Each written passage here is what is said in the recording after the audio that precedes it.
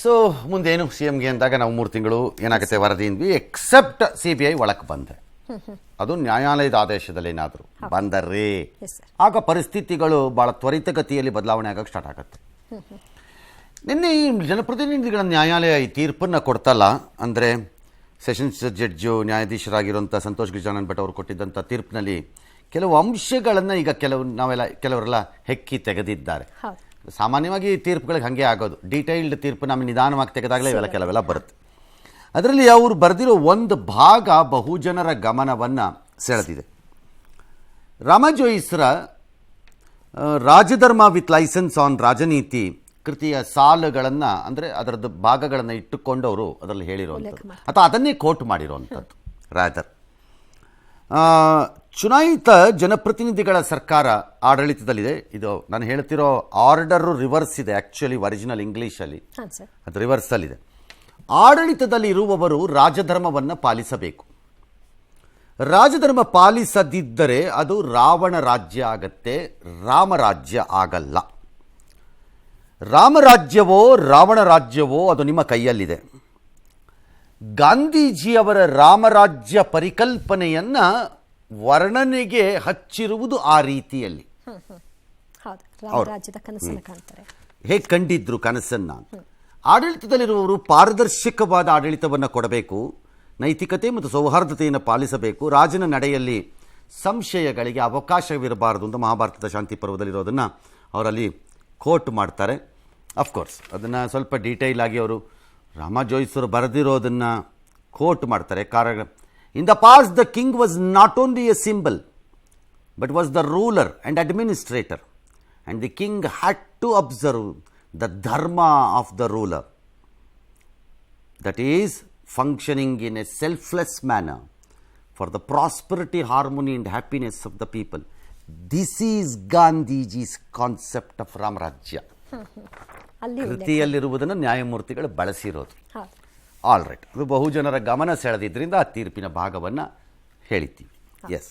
ಇನ್ನು MUDA case FIR ಬಿಸಿ ನಡುವೆ CM Siddaramaiah ಇಂದಿನಿಂದ 3 ದಿನಗಳ ಕಾಲ ಮೈಸೂರು ಪ್ರವಾಸವನ್ನು ಕೈಗೊಂಡಿದ್ದಾರೆ. ಬೆಂಗಳೂರಿಂದ ಮೈಸೂರು ಏರ್ಪೋರ್ಟ್ಗೆ ಬಂದಿಳಿದ ಮುಖ್ಯಮಂತ್ರಿ ಸಿದ್ದರಾಮಯ್ಯಗೆ ಬೆಂಬಲಿಗರು ಅದ್ದೂರಿ ಸ್ವಾಗತ ಕೊಟ್ಟರು. ನಾವು ನಿಮ್ಮೊಂದಿಗಿದ್ದೀವಿ ಎಂಬ ಪೋಸ್ಟರ್ ಹಿಡಿದು ಜೈಕಾರ ಹಾಕಿ ಸಿಎಂಗೆ ಬೆಂಬಲ ಸೂಚಿಸಿದರು.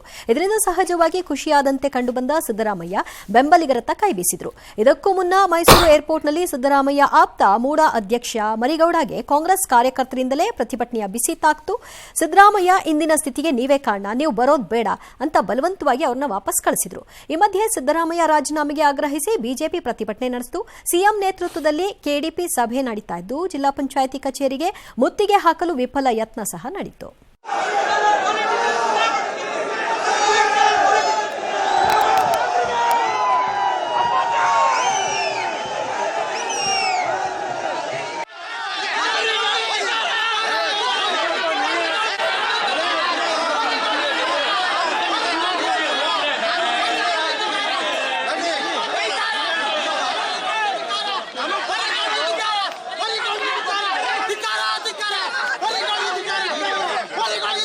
ನಾವೇನು ಹೇಳಿಲ್ಲ ಬರ್ರಿ ಅಂತ, ಅವರಾಗಿ ವಾಲಂಟಿಯರ್ ಆಗಿ ಬಂದಿದ್ದಾರೆ. ವಾಲಂಟಿಯರ್ ಆಗಿ ಪ್ರತಿಭಟನೆ ಮಾಡ್ತಾರೆ. ಅದು ಜನರ ಆಶೀರ್ವಾದ ನಮ್ಮ ಮೇಲೆ ಇದೆಯಲ್ಲ, ನಾವು 136 ಜನ ಗೆದ್ದಿರೋದು.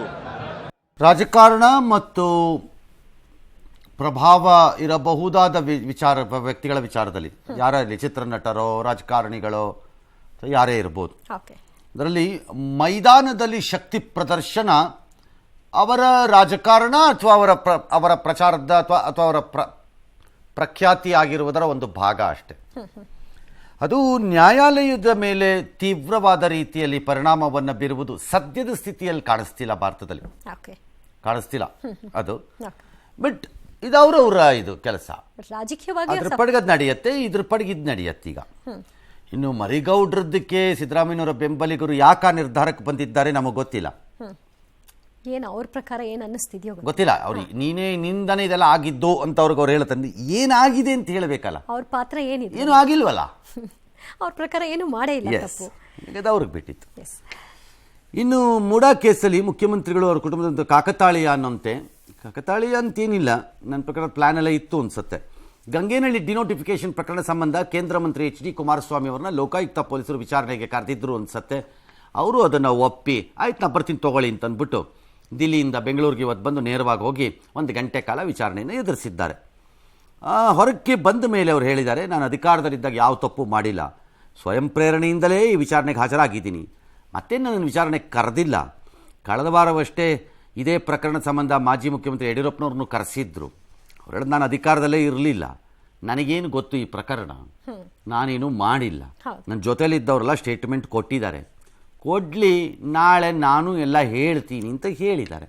ಕೇಳಿದ್ರೆ ಹೇಳ್ತಾರೆ, ಯಾವ ಕಾರಣ ಕುಮಾರಸ್ವಾಮಿ ಇವತ್ತು ಬಂದವನೇ ಅಂತ ಹೇಳಿ. ಅಧಿಕಾರದಲ್ಲಿದ್ದಾಗ ಕಾನೂನು ಬಾಹಿರವಾಗಿ ಮಾಡ್ತಕ್ಕಂಥವನಲ್ಲ ನಾನು. ಇವತ್ತಿಲ್ಲಿ ಬಂದಿದ್ದೀನಲ್ಲ, ನಾನಿಲ್ಲಿ ತಪ್ಪು ಮಾಡಿ ಬಂದಿಲ್ಲ, ನಾನೇ ಸ್ವಯಂ ಪ್ರೇರಣೆಯಿಂದ ಇವತ್ತು ಬಂದು ಅಧಿಕಾರಿಗಳಿಗೆ ಏನು ಕೇಳಿದ್ದಾರೆ ಎಲ್ಲದಕ್ಕೂ ನನ್ನ ಉತ್ತರ ಏನು ಕೊಡಬೇಕು ಕೊಟ್ಟಿದ್ದೇನೆ. ನಾನು ಮತ್ತೆ ಬರೋ ಅಂತ ಅವಶ್ಯಕತೆ ಇಲ್ಲ. ಅವ್ರು ಏನು ಕೇಳಿದ್ದಾರೆ ಎಲ್ಲ ಕೊಟ್ಟಾಗಿದೆ. ಒಂದು ಕಡೆ ಮುಖ್ಯಮಂತ್ರಿಗಳದ್ದು, ಈಗ ಇನ್ನೊಂದು ಕಡೆ ಮಾಜಿ ಮುಖ್ಯಮಂತ್ರಿಗಳದ್ದು ಅಷ್ಟೇ. ಇನ್ನು ರಾಜ್ಯದಲ್ಲಿ ಸಿಬಿಐ ತನಿಖೆ ಅಂಕುಶ ಹಾಕಿದ ಸಿದ್ದರಾಮಯ್ಯ ಸರ್ಕಾರದ ನಡೆ ರಾಷ್ಟ್ರ ಮಟ್ಟದಲ್ಲಿ ಪರ ವಿರೋಧದ ಚರ್ಚೆಗೆ ಆಸ್ಪದ ಮಾಡಿಕೊಡ್ತು. ಭ್ರಷ್ಟಾಚಾರದ ಮುಖವಾಡ ಹೊರಬರುವ ಭಯದಿಂದ ಸಿಬಿಐಗೆ ರಾಜ್ಯ ಸರ್ಕಾರ ಅಂಕುಶ ಹಾಕಿದೆ. ಇದು ಭ್ರಷ್ಟರು ಮಾಡುವ ಕೆಲಸ ಅಂತ ಬಿಜೆಪಿ ಕಿಡಿಕಾರ್ತು. ಕೇಂದ್ರ ಸಚಿವ ಕುಮಾರಸ್ವಾಮಿ ಕೂಡ ಸಿಎಂ ನಡೆಯನ್ನ ಖಂಡಿಸಿದ್ರು. ಲೋಕಾಯುಕ್ತವನ್ನೇ ಗುರಾಣಿ ಮಾಡಿಕೊಂಡು ಸಿಬಿಐ ರಾಜ್ಯ ಪ್ರವೇಶಕ್ಕೆ ಸಂಪುಟದಿಂದ ಬಾಗಿಲು ಬಂದ್ ಮಾಡಿಸಿದ್ದೀರಿ, ಅಲ್ಲಿಗೆ ಆರೋಪಿ ಅಪರಾಧಿಯಾದ ಅಂತಾನೆ ಲೆಕ್ಕ ಅಂತ ಟ್ವೀಟ್ ಮಾಡಿ ಗುಡುಗಿದ್ರು. ನಾನು ಭಾವಿಸಿದಷ್ಟು ಧೈರ್ಯವಂತರಲ್ಲ ಸಿದ್ದರಾಮಯ್ಯನವರು ಅಂತ ಕೂಡ ಕಾಲೆಳೆದ್ರು. ಆದರೆ ಸಿಬಿಐ ಮುಕ್ತ ತನಿಖೆ ಅವಕಾಶ ನೀಡುವ ಅಧಿಸೂಚನೆಯನ್ನ ವಾಪಸ್ ಪಡೆದಿದ್ದು ಇದೇ ಮೊದಲಲ್ಲ ಅಂತ ಕಾಂಗ್ರೆಸ್ ಹೇಳ್ಕೊಂಡಿದೆ. ಈ ತೀರ್ಮಾನದ ಸಮಯ ಸರಿ ಇಲ್ಲ ಇರಬಹುದು, ಆದರೆ ತೀರ್ಮಾನ ಸರಿ ಇದೆ ಅಂತ ಹೇಳ್ಕೊಂಡಿದ್ದಾರೆ. ಉದ್ಧವ್ ಶಿವಸೇನೆಯ ಸಂಜಯ್ ರೌತ್ ಕೂಡ ಸಿದ್ದರಾಮಯ್ಯ ಸರ್ಕಾರದ ಕ್ರಮವನ್ನ ಸರಿಯಾಗಿದೆ ಅಂತ ಹೇಳಿದ್ದಾರೆ. ಏನೆಲ್ಲ ಇಂಥ ಗೋಲ್ಮಾಲ್ ಮಾಡಿದ್ರೆ ಹೇಳಿ, ಇಷ್ಟ ಆತಂಕ ಭಯ ಏನು? ಏನೊಂದು ಮಹರ್ಷಿ ವಾಲ್ಮೀಕಿ ನಿಗಮದ ಏನೊಂದು ಸ್ಕ್ಯಾಂಡಲ್ ಇದೆ, ಕ್ಯಾಮ್ ಇದೆ, ಅದರಲ್ಲಿ ಇವರಿಗೆ ಕುತ್ತಿಗೆಗೆ ಜೀರುತ್ತೆ ಅನ್ನುವಂತ ಭಯದಲ್ಲಿ ಅದನ್ನು ತಡಿಲಿಕ್ಕೂ ಮತ್ತು ಮೂಡಾದಲ್ಲೂ ಸಿಬಿಐ ತನಿಖೆ ಆದ್ರೆ ನನ್ಗೆ ಕಷ್ಟ ಆಗುತ್ತೆ ಅನ್ನುವಂತ ಗಮನದಲ್ಲಿಟ್ಕೊಂಡು ಇದನ್ನ ತಡಿಲಿಕ್ಕೆ ಪ್ರಯತ್ನವನ್ನ ಮಾಡ್ತಿರೋಂಥದ್ದು ಬಹಳ ಸ್ಪಷ್ಟವಾಗಿ ವ್ಯಕ್ತ ಆಗ್ತಿದೆ.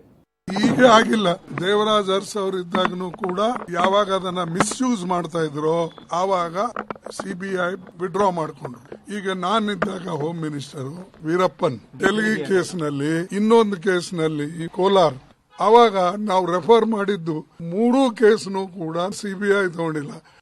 ಅನೇಕ ಸಂದರ್ಭದಲ್ಲಿ ಕೇಂದ್ರದಿಂದ ಅನೇಕ ರಾಜ್ಯ ಸರ್ಕಾರಗಳು ಡೈರೆಕ್ಟ್ ಆಗಿ ಬಂದು ಇನ್ವೆಸ್ಟಿಗೇಷನ್ ಮಾಡೋದಕ್ಕೆ ಅವಕಾಶ ಮಾಡಿಕೊಟ್ಟಿದ್ದಾರೆ ಕಾನೂನಲ್ಲಿ. ಅನೇಕ ಕೇಸ್ಗಳಲ್ಲಿ ಅವರು ಬಂದು ರಾಜ್ಯ ಸರ್ಕಾರದ ಗಮನಕ್ಕೆ ಬಾರದೆ ಅವರು ಇನ್ವೆಸ್ಟಿಗೇಷನ್ ಮಾಡೋದು ಸರಿ ಇಲ್ಲ ಅಂತ ಹೇಳಿ ನಾವು ಆ ರೀತಿ ತೀರ್ಮಾನ ತಗೊಂಡಿದ್ದೇವೆ. ಟೈಮಿಂಗ್ ಸರಿ ಇಲ್ಲದೆ ಇರಬಹುದು. ಪ್ರಾಬ್ಲಮ್ ರಾಜಕಾರಣದಲ್ಲಿ ಟೈಮಿಂಗ್ಗೆ, ಆ ಟೈಮ್ ನೋಡ್ಕೊಂಡೇ that is the timing is a problem. ಹೌದು, ಇಟ್ಸ್ ನಾಟ್ ಫಸ್ಟ್ ಟೈಮ್ ಅಂತ ನಾನು ನೆನ್ನೆನೆ ಹೇಳಿದೆ. ಹೌದು, ಬೇರೆ ಬೇರೆ ಕಡೆನೂ ಇದೆ, ಇಲ್ಲೂ ಆಗಿದೆ ನಮ್ಮ ರಾಜ್ಯದಲ್ಲಿ ಇದು ಅಂತ. ಬಟ್ ಪ್ರಾಬ್ಲಮ್ ಇವಾಗ ಏನು, ಈ ಟೈಮಿಂಗ್ ಇಂದಾನೇ ಪ್ರಾಬ್ಲಮ್ ಇದು. ಹೌದು, ನೀವು ಇದನ್ನ ನಾನು ಅದನ್ನೇ ನೆನ್ನೆ ಹೇಳಿದೆ, ನೀವು ನಾಗೇಂದ್ರ ಪ್ರಕರಣ ಆದಾಗಲೇ ಟಕ್ ಅಂತ ಮಾಡ್ಕೊಂಡ್ಬಿಟ್ಟಿದ್ರೆ ಅದೇನಾದ್ರು ಇದಕ್ಕೆ ಬರ್ತಿತ್ತೋ ಇಲ್ವಾ? ಈಗ ಈ ಹಂತಕ್ಕೆ ಈಗ ಬಂದಿರೋದ್ರಿಂದ ನೀವು ಇದನ್ನ ಪ್ರೊಟೆಕ್ಟ್ ಮಾಡಕ್ಕೆ ಮಾಡಿದ್ದೀರಿ ಆರೋಪ ಬರುತ್ತೆ. ಏನು ರಾಜಕಾರಣಿಗಳು ಅವ್ರವ್ರಿಗೆ ತಕ್ಕಂತ ಹೇಳ್ತಾರೆ. ಈಗ ಸಿದ್ದರಾಮಯ್ಯನವರು ಯಡಿಯೂರಪ್ಪನವ್ರ ಮೇಲೆ ನ್ಯಾಯಾಲಯದ ಆದೇಶ ಬಂದಾಗ he should resign and go ಅಂತಂದಿರ್ಲಿಲ್ವಾ? ಹಾಗೆ ಈಗ ಅಶ್ವಥ್ ನಾರಾಯಣ್ ಹೆದರ್ಕೊಂಡೆ ಸಿಬಿಐ ಅಂತಾರೆ. ನಾಳೆ ಅಪ್ಪಿ ತಪ್ಪಿ ಗೌರ್ಮೆಂಟ್ ಆಫ್ ಇಂಡಿಯಾ ಕಾಂಗ್ರೆಸ್ ಅಧಿಕಾರಕ್ಕೆ ಬಂತು ಅಂತ ಇಟ್ಕೊಳ್ಳಿಪ್ಪ, ಸುಮ್ಮನೆ ಉದಾಹರಣೆಗೆ ಬರ್ತೋ ಬಿಡತ್ತೋ ಗೊತ್ತಿಲ್ಲ, ಸದ್ಯಕ್ಕಂತೂ ಇಲ್ವಲ್ಲ ಈಗ, ಈಗ ತಕ್ಷಣಕ್ಕಂತೂ ಇಲ್ಲ, ಬಂತು ಅನ್ಕೊಂಬಿಡಿಪ್ಪ. ಅವತ್ತಿಲ್ಲಿ ರಾಜ್ಯದಲ್ಲಿ ಬಿಜೆಪಿ ಸರ್ಕಾರ ಏನಾದ್ರು ಇದ್ರೆ ನಾವು ವಿಡ್ರಾ ಮಾಡಲ್ಲ ಅಂತ ಹೇಳಿ ನೋಡೋಣ, ಯಾರೋ ಒಬ್ರು ಈಗ ಹೇಳ್ತಿರೋದೆಲ್ಲ ಮಾಡ್ಬೇಕಲ್ಲ, ಹೇಳಿ ನೋಡೋಣ, ಅದೆಲ್ಲ ಹಂಗಾಗಲ್ವ? ಸರಿ, that is the problem of our investigation ಏಜೆನ್ಸಿನ ನಾವು ನೋಡ್ತಿರೋ ದೃಷ್ಟಿಕೋನ ಮತ್ತು ಅದು ನಡೀತಿರೋ ಬೆಳವಣಿಗೆಗಳು. ಹಾಗಾಗಿ ಈ ಪರಿಸ್ಥಿತಿ ಇದೆ.